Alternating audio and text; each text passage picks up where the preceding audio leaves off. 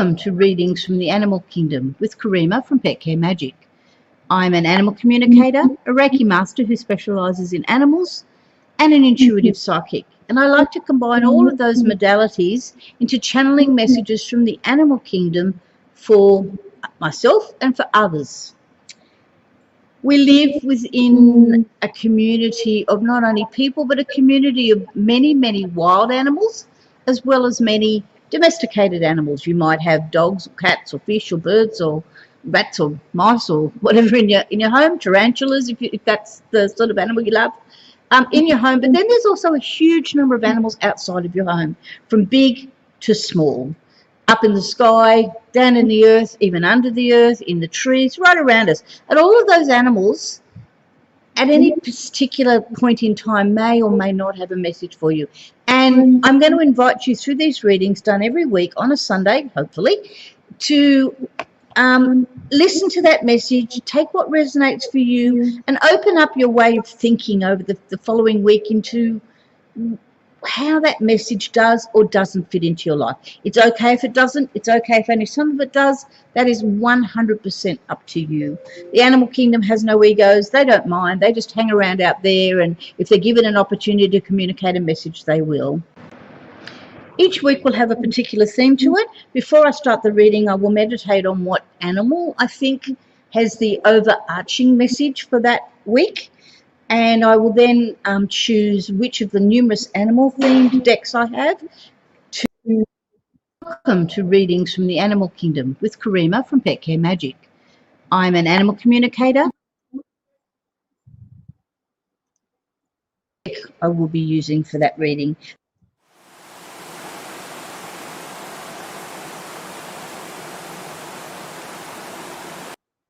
Sorry about the little hiccup there. I have no idea what went wrong. The gremlins got into the whole setup there for a moment. So I cannot believe it. It is the end of January. It is the 28th here of January here in Australia already, and it's a Sunday. And I'm doing well I'm doing well. I wasn't sure about how I would be able to do these on a Sunday, but anyway, I'm here. And so this reading is for tomorrow, January the 29th through to February the 4th. And it's been a weird week here in Australia. We've had cyclones, we've had bushfires, we've had floods, we've had heat waves, we've had rain. Make of it what you will. We had what used to be called Australia Day back on Friday we had Australia Day. Many of us now are calling it Invasion Day because we don't want to celebrate Australia becoming a nation or being an entity on the day in which white people colonised Australia. So in homage to our Indigenous culture here in Australia, we like to celebrate, some of us like to celebrate Australia Day and call it Invasion Day. And on that day, think about what Australia is as a land, and the people that inhabited that land. Our Indigenous culture has a history of something like 50,000 years of history, of 50,000 years of existence. So white people, compared to that, it's nothing. And Australia Day or Invasion Day, or let's say Friday the 26th, it was stinking hot. We had heat wave warnings around everywhere. Luckily, where I live is not too far from the coast and from the beautiful Pacific Ocean, and it's raised a little bit up from the coast. So the beautiful ocean breezes come off the coast. So long as there's a nice easterly blowing, so it's blowing in off the water and it's bringing with a little bit of relief. It was a hot breeze on that day, but nonetheless, the dogs and I spent the day falling in and out of the dog pool. Me and my swimmers even managed to get a little bit sunburnt, and nowhere near a computer, which was absolutely beautiful. But that next day, Saturday, so we had on the Friday, we had temperatures where I am here at the very, very high 30 degrees Celsius. 30, got up to about 35, 36, which is close to 100 in the Fahrenheit scale. But the next day it plummeted, and at one stage I was looking at the temperature gauge, the temperature, and it was like 26 degrees Celsius. So that's a 10-degree difference. And what prompted this image here today, and this beautiful, that for most of yesterday afternoon, I'll invite you now. Most of yesterday afternoon through to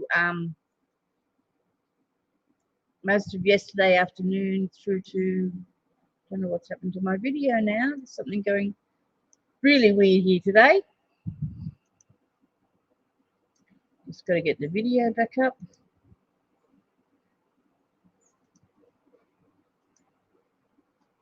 Welcome to readings from the animal kingdom with Kareema.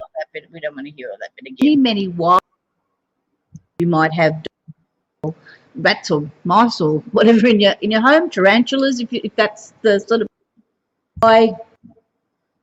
And open up. That is 100% up to work out which deck I will be using. Yeah, all right. So that we were hearing that to me. So unfortunately, this is not going to work to have the rain in the background while I talk. So I live under a steel roof, Colorbond roof, or steel. It's not Colorbond. It's steel, zinc aluminum. So there's a lot of noise when the rain happens, and I'll show you this noise in a minute. But we went from heat waves, stinking hot, to a plummet of 10 degrees Celsius in the temperatures, and beautiful rain. So it made me think about, what is rain? What does rain give? What does it bring? After a stinking hot day like that, it's incredible relief. Relief from the heat, relief from the sun, relief from dehydration. I mean, I drank a lot of water on Friday, but I still ended up at the end of the day feeling somewhat dehydrated, even though I was in and out of the doggy pool all day. But rain is life-giving. I think the adage is three minutes without air, three days without water, 3 weeks without food, and you die. So water, we know, is life-giving. You must have it. Human beings must have it. Animals must have it. Plants must have it. The world, the environment we live in must have it. It's a constant cycle. It's very cleansing. It washed down everything. On those really hot, sinking hot days, we get westerly winds blowing. We often get a lot of dust coming with it. After rain, I notice how clean everything looks. Everything's had a bath, a shower. It washes everything clean. It washes us clean. It washes the plants clean. It washes, not so much our domesticated animals, because we tend to wash them, but it washes the native animals. It washes off dirt and debris, and refreshes and revitalizes. So that's the theme of this week's reading, this life-giving rain, and the sound is, I find the sound very soothing. It's often very easy to fall asleep to the sound of rain. In fact, a lot of the white noise generators use the sound of rain for people who have difficulty getting to sleep. So without further ado, let's move into the reading. That's the beautiful sound of rain. I'll invite you now to click pause on the video, look at the card A, B and C, and jot down either in the comments below or on a piece of paper, wherever you think is appropriate, which card resonates most for you. This is not something you have to do within seconds. It might take you a couple of minutes. At this point, you might walk away and say, I'm not going to do this today. That's all very fine. But is it A, B or C that most calls to you? And this week I'm using the Dreamtime reading cards from Laura Bowen. If you've watched any of these videos, you know it's a pack that I use fairly often. And in homage to the beautiful culture and learnings that our Indigenous residents of Australia have given us, I wanted to use this pack, and I wanted to tap into their spirituality and their ability to be incredibly in touch with their nature. They're incredibly in touch with nature, the environment they live in. They're much more connected to country than I believe many of us are. It's amazing when you go to the Northern Territory and you move amongst the Aboriginal residents up there. They, unfortunately, not all of them, but most of them are. They're very in touch with their land. They're very in touch with their culture. They're very in touch with much more than we are. They're very in touch with a much broader view of the world than we tend to have. So thank you, Laura, for I used 2 of her decks. They're beautiful. They're absolutely beautiful artwork. I really love the energy that comes off her decks when I use them. So what was card A? So card A is the sea turtle. Very much in line with our watery theme today. I've been, right, including here where I live, and also when I went to Thailand a couple of years ago. I'd seen sea turtles in the wild. I'd seen them in, particularly in Thailand. I went to a rehabilitation place where they were rehabilitating sea turtles, breeding them and also rehabilitating those. We do. There's a lot of sea turtle rehabilitation goes on here in Australia. I can't speak to the West Coast, but certainly on the East Coast, there is big areas on the coast here where there's places like SeaWorld, and there's an animal vet group at up around Byron, and even here at Coffs Harbour there's an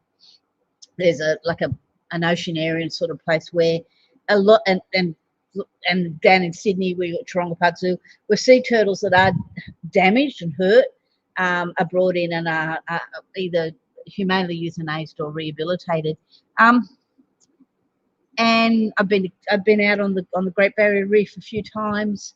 I've been lucky enough to see sea turtles in the wild, both through glass bottom boats and also through snorkeling. I've seen sea turtles when I've snorkeled in the South Pacific, in Vanuatu and Noumea, and they're incredible creatures, absolutely amazing creatures. So what message are they bringing us here today? And the message is very much longevity. They have, the sea turtle itself, they live for years and years and years and years and years. All turtles live for many, I don't know about the small turtles, but all turtles, particularly the bigger turtles, they live for a very long time. So what happens with the sea turtle is they will go immensely large ranges, out through the oceans for very, very long distances. So travel is why the word is on this card. They travel quite a lot, but the females always come back to their place of birth to lay their eggs. And we are lucky enough to have some of those places out on the coast, not very far from where I live.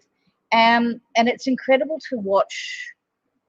So the eggs get laid. It's an incredible thing to watch. The eggs get laid. They literally do their thing. Their mum goes off. And then when they hatch, literally hundreds of babies hatch. Mum lays many, many, many, many eggs, because unfortunately, not all of those babies, not all of the eggs, not all of the babies are gonna actually get to the ocean. They've got to then, so she goes up into the dunes, she lays the eggs, then goes off and does her own thing. There's no sort of sitting on the eggs, they're buried in the dunes. And when they hatch, they then all have to survive, they have to get to the ocean. So they're very, very world of survival as a baby sea turtle is fraught with danger. So, you can imagine the birds that are sitting there waiting to pick off these sea turtles as they, make their way. You see sort of Seahawks and the sort of larger birds of prey that are out on the coast. They're sitting there waiting for them to pick them off as they merge from that nest and try and make it to the ocean. The other thing about turtles that comes to mind is they always strike me as very introspective type creatures. They are what's the word? They are self-contained. they have their shell, they have their home other than needing food, and they can retreat within that shell as a place of safety.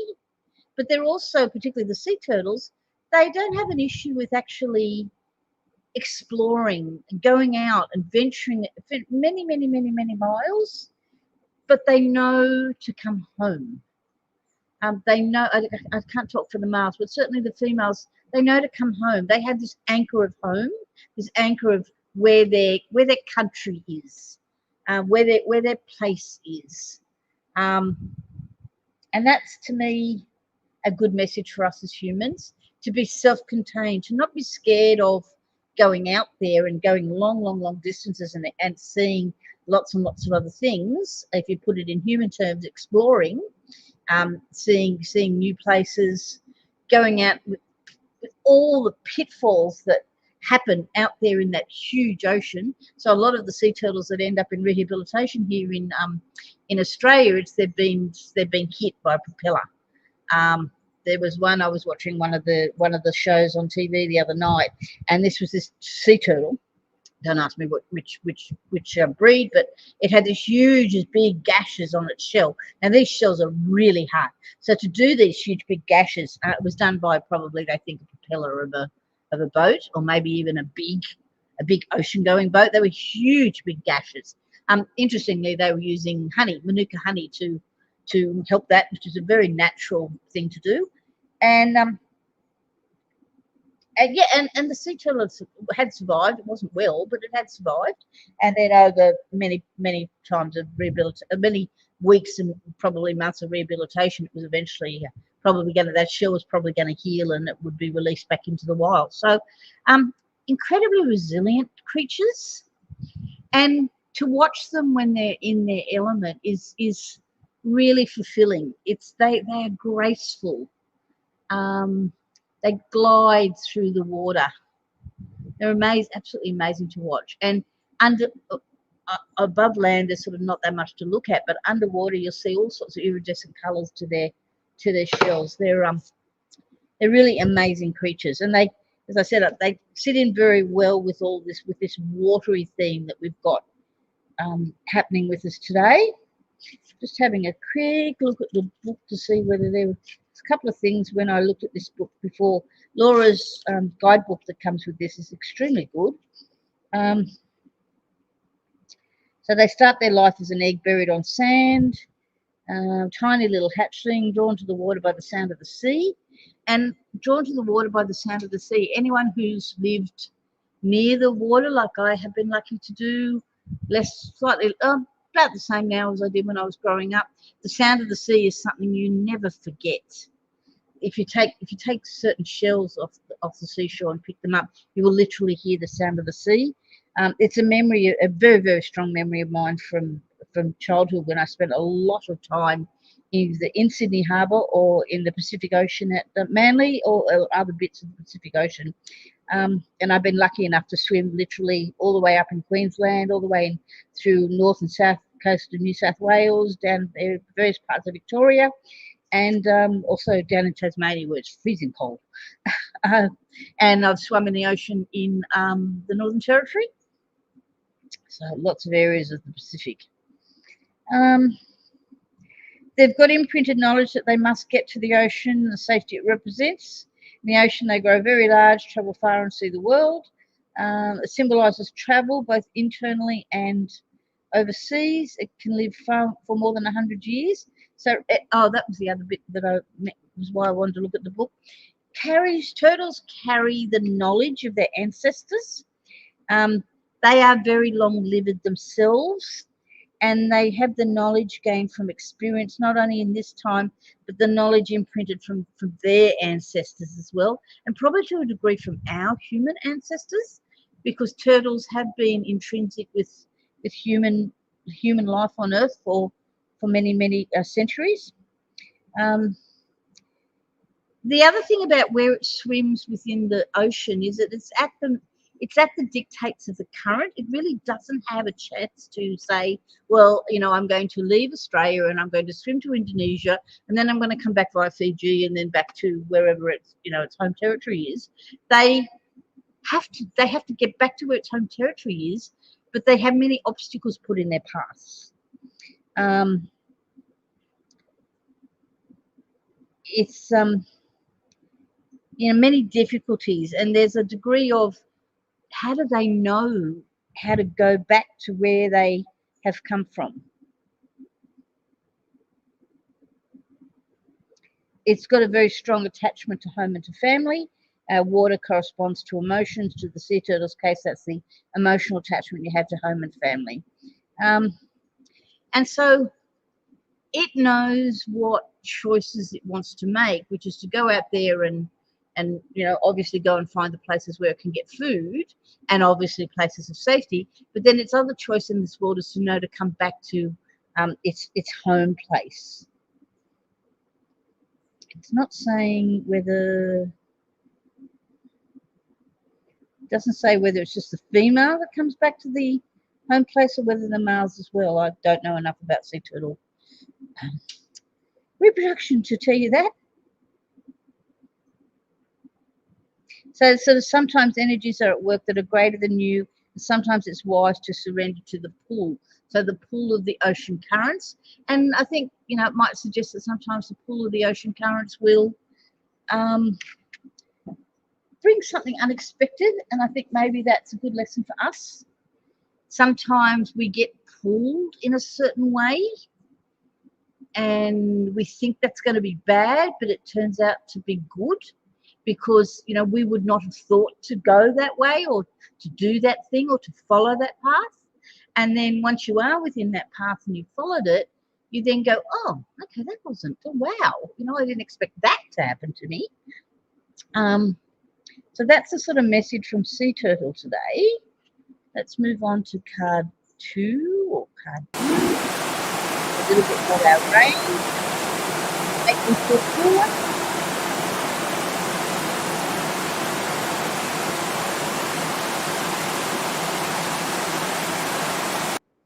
And interestingly, and this always makes me laugh when this happens when I'm doing readings. So I don't manually select these cards. Basically, what I do is I get a deck, and I've chosen which deck I'm going to use. And today I was drawn to this deck, and I then put out every card in the deck. I try and put my hands on every card in the deck. These decks are too big to shuffle per se, and I really admire people that can shuffle decks of this size.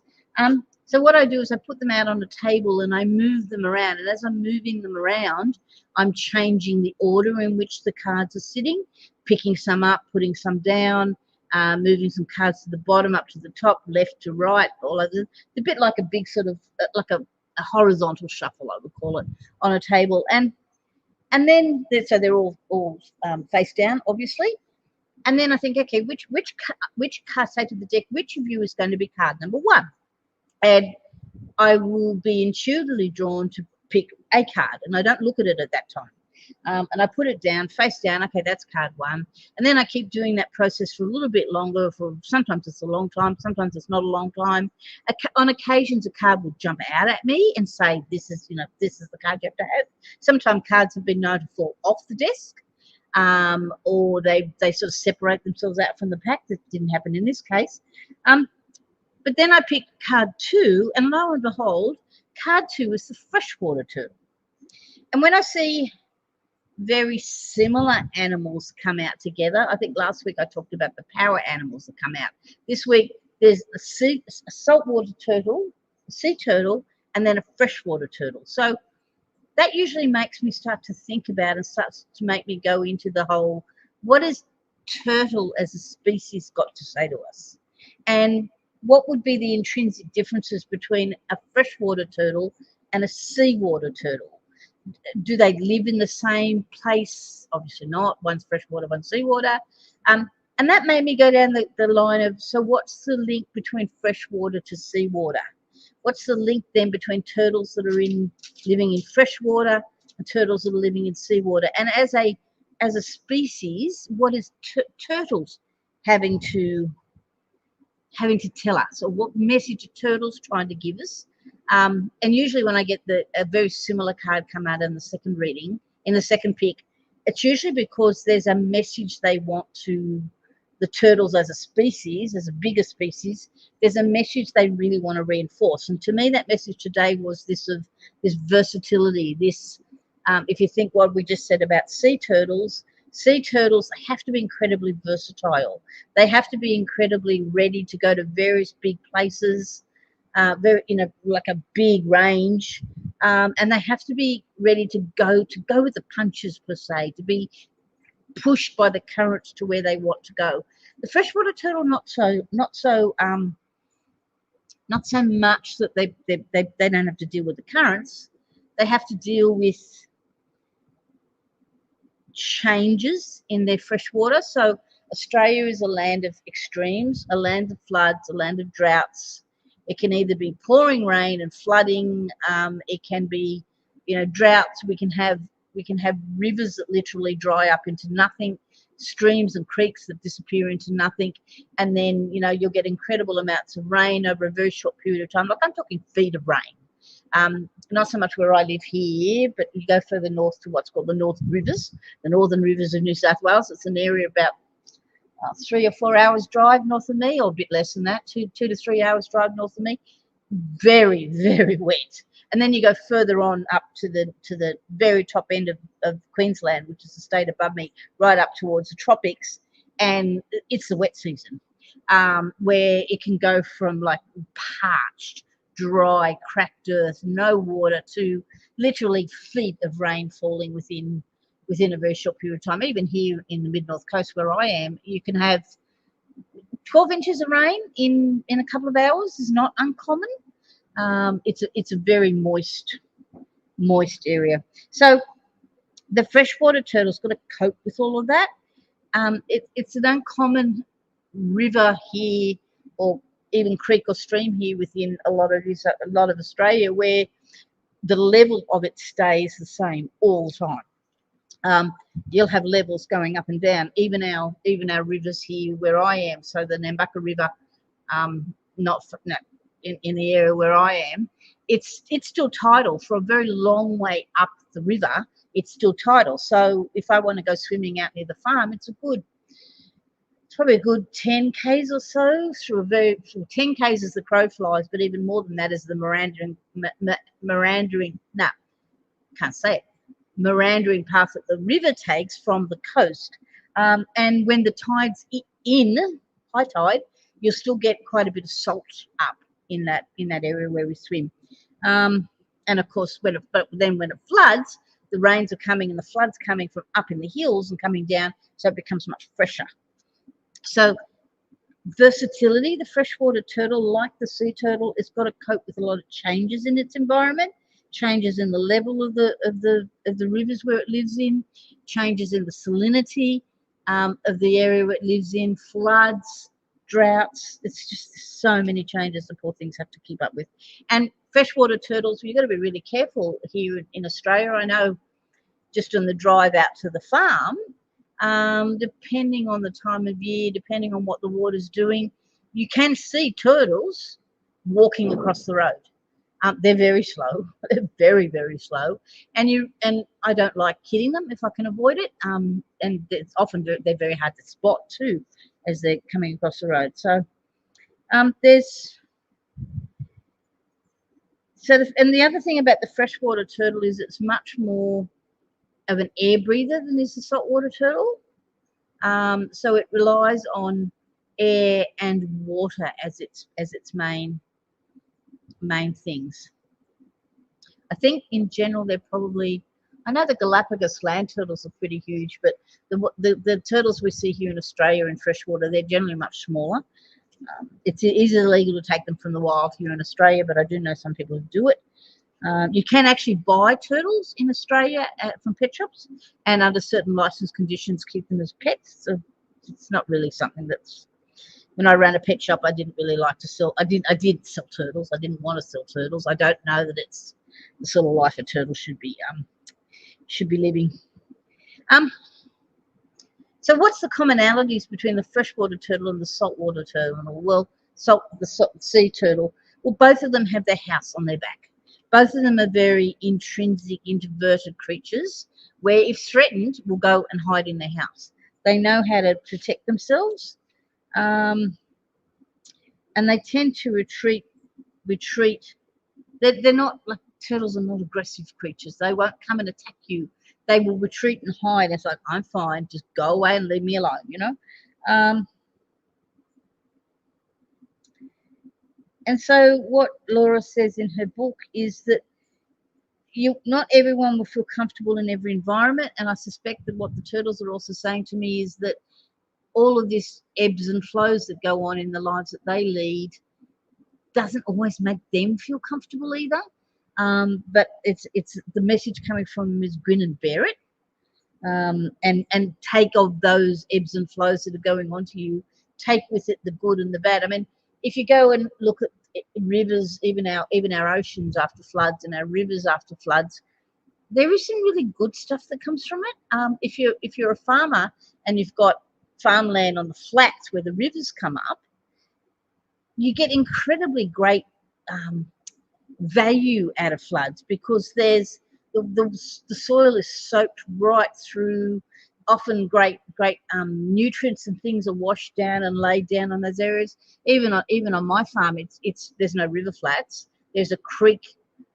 There's a creek not far away from the farm on the neighbouring property, but all of my there's like a water stream that comes down the middle of my farm, and there's six dams, and all of those 6 dams and the water course all join up together, because it starts on the hill above me and then comes down and then finishes at the bottom of my farm, and then the farm next door, which is a good 400 acres.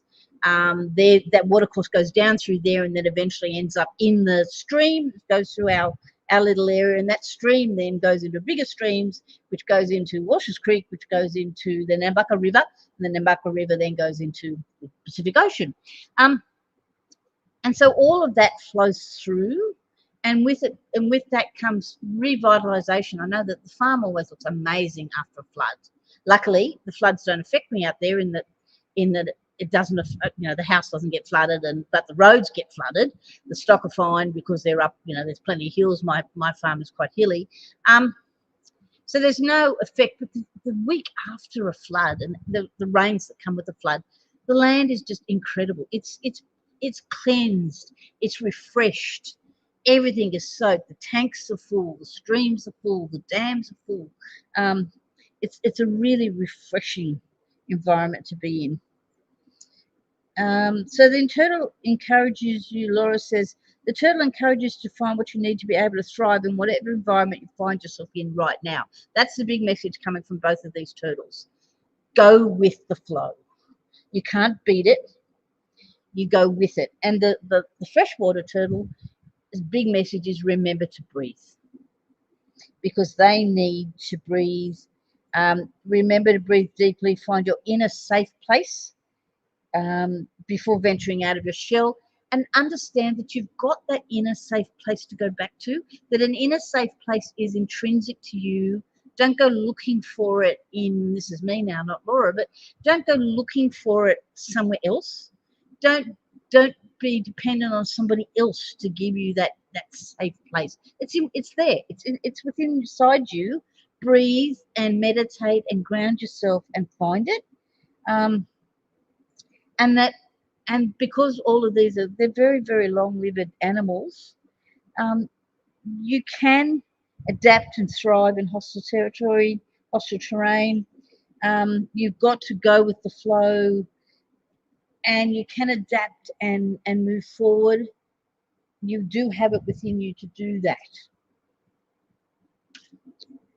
So this is very, very curious that the two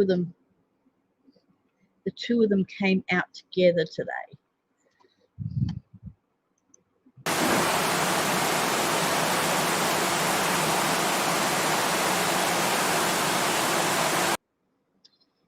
Okay, so then I went on to draw card C, or the third card, and I drew the dragonfly. Now, I know about dragonflies. I've seen dragonflies. I was sitting here while just after I drew these cards, and I thought, do we see a lot of dragonflies? Do we see a lot of dragonflies around now? I don't seem to see as many dragonflies now as an adult, as an older adult, 60 odd, that I seem to recall seeing when I was growing up. And that made me wonder, is that because I don't stop to watch for things like dragonflies now?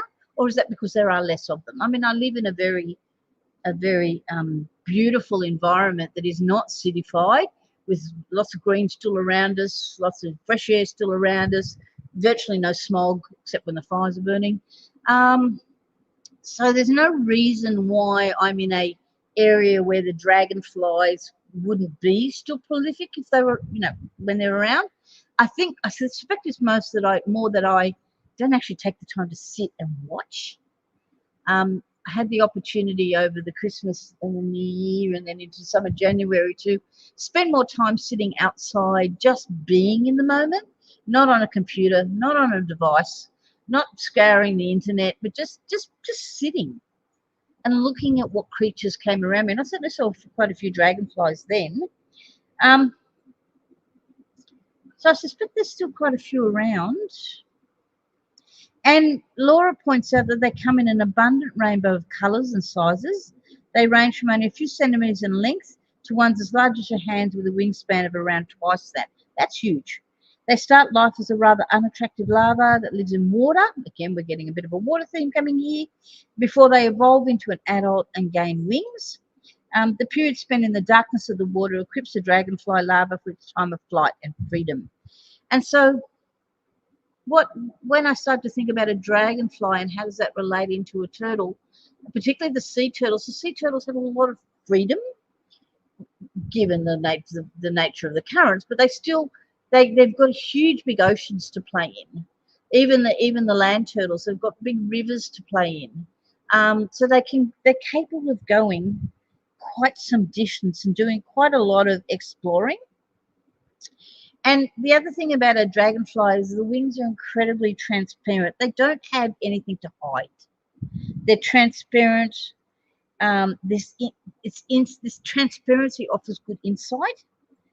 And to ask, this is my sort of statement coming from what Laura's saying, is that when you see a dragonfly, ask it what insight, what transparency it might give you, what clarity it might give you into something that maybe you're struggling with.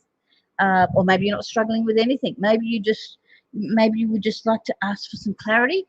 And I think the message coming from the dragonfly today is a couple of messages. First, stop and look for them. Take the time to stop and look for them. And when you do see them, ask them. So dragonfly, you've come into my world today. Did you come in with an insight for me? What clarity would you like to give me?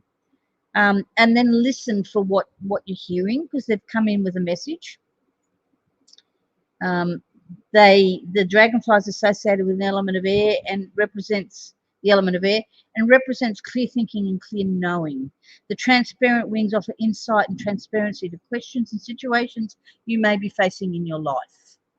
I think that's a really, really strong message. That when you combine that with the knowledge of the ancestors that the turtles carry, I'm a firm believer that the animal species works together quite a lot of the time and transfers quite a lot of knowledge from species to species, and that there could be really strong ancestral knowledge within the turtles that could be transferred over to the dragonflies. Now, turtles are going to know that for us to see a freshwater turtle or even a sea turtle is something we're not going to be able to see readily, depending particularly where you live. But even if you live on the coast, to see a turtle on the coast is pretty unusual thing to see. Whereas to see a dragonfly is, it's not impossible and it's not uncommon. And so the dragonfly has the ability to go and carry through the knowledge that the turtles might have. So ask it and be open to what it's going to tell you. And the other thing about the dragonfly, if you sit and you watch it, they're fascinating creatures to watch. The way they flit from one thing to another, the way they don't dwell on one thing, so they don't get stuck on one thing. They like to go and look at things from different angles. And I suspect that's a strong message for us. Go and look at things from different angles, this angle, that angle. So I was grooming dogs a lot during the week. And when you groom a dog, particularly when you're doing things like the legs, every leg, so the tails and all four legs, have like a front, a back, a left, and a right. And like you'll groom the front and you'll groom the back and then you'll groom the left and then you'll change the angle on the dog and you'll say, oh, where did those hairs come from? These were cavoodles I was grooming. So you'll think, and you see then when you change the perspective, you'll see things you've missed. And of course, then I was grooming inside. It was getting a little bit dull and dark in terms of light, and I don't have the light I used to have when I was professionally grooming. I then went outside and went, oh, crumbs. Now I'm seeing things from a totally different perspective. And I found so many different, hairs I'd missed and angles I'd missed. So that's a strong message to look at things from different angles. And possibly the other big message I get was particularly from grooming the dogs, you're never finished. That perfection comes at a price, and that if you keep looking and keep looking and keep looking, you'll still find something else to either contemplate or go back and deal with. So, and the sort of fleeting dance encourages creativity and freedom, moves with grace and purpose. Its transparent wings shine with truth and answers. If the dragonfly has shown itself to you today, know that it is a blessing. The answers that you seek are not far behind. Then Laura throws in an interesting little aside here at the bottom of the dragonfly, which made me think. It said, colour can also hold some answers to you. So take note of the colour of the dragonfly as well. And she talks about the colours, and her cards are very, very strongly coloured. That doesn't come up so well here on the images here on the internet, but the dragonfly card is really it's yellows, reds, pinks with a little bit of sort of bluey purple. The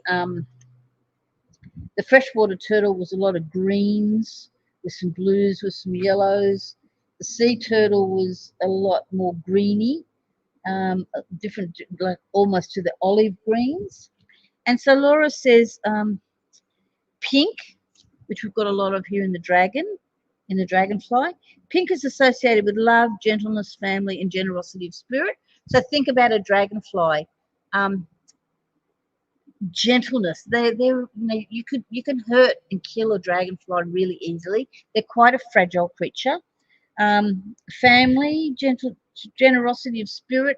They're happy, fun, creative. And I think, to get a really nice feeling of fun and happiness when you take the time to sit and watch a dragonfly. Yellow is associated with happiness, sunshine, optimism, creativity, and inspiration. So be inspired when you see a dragonfly. Let them inspire you.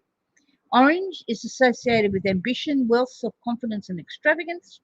Then we've got the greens that came up in the turtles, associated with home, nature, encouragement, and new opportunities. So think about the sea turtle that travels a lot. What new opportunities might it be able to travel to?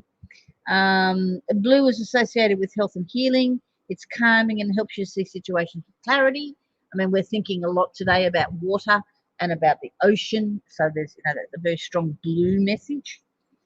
Then she says purple associated with wisdom, intuition, spirituality, honor, and recognition. And then, of course, red associated with passion, fire, strength, and sexuality. So the dragonfly has a lot of red in it. There's really no red in the sea turtle or in the freshwater turtle, so it's more in the dragonfly. Okay, well, I'm about running out of puff right now, and that's been the best part of 45 minutes. So we might call it quits for today. I hope you've enjoyed this, and I hope it brings you some clarity. I invite you this coming week to take some time to sit down quietly. I doubt very much in the United States and UK where it's getting much colder. There'll be many dragonflies floating around right now. But think about, if it's not a dragonfly, think about what its correlation or what animal might be akin to that in your area. Maybe get on and have a look at some dragonflies on the internet. Have a look at some turtles on the internet. There's always wonderful nature programs if you want to go and take the time to learn about animals, and then not only just learn about them, but go introspective into yourself and say, okay, so this is the creature that I'm looking at. What message, by looking at that creature today, what message might they have for me? It doesn't have to be the creatures that you see in real life. It can be the creatures that you see that pass by even in your dreams, that pass by you in pictures, that pass by you by comments made by other people. That's how the animal kingdom communicates. It's not just by you sitting down on a park bench and a dragonfly flying past you. That's one of them. But but it's also by what you dream, by what you see. You might see a bus go past you with a dragonfly being used in an ad, or you might see a nature program that pops up on TV that's all about dragonflies. Take the time to stop, and if that animal's crossed your path, to open yourself up to looking at it and going, okay, so what message might you have for me? Go a little bit deeper in what you're seeing than you would think to do it, and see what messages the animal kingdom will have for you, because they will have them. They absolutely will have them. Thank you very much for being here with me today. I hope you found this enjoyable. It is for educational purposes only. If you do want a fuller reading, then I do those obviously online, so you can be anywhere in the world. Just go to petcaremagic.com and you will find the link to book a time to have a fuller animal reading. Please like, subscribe, and hit the notification buttons if you want to be notified when I do more of these each week. Thank you, and I hope you all have a really great week.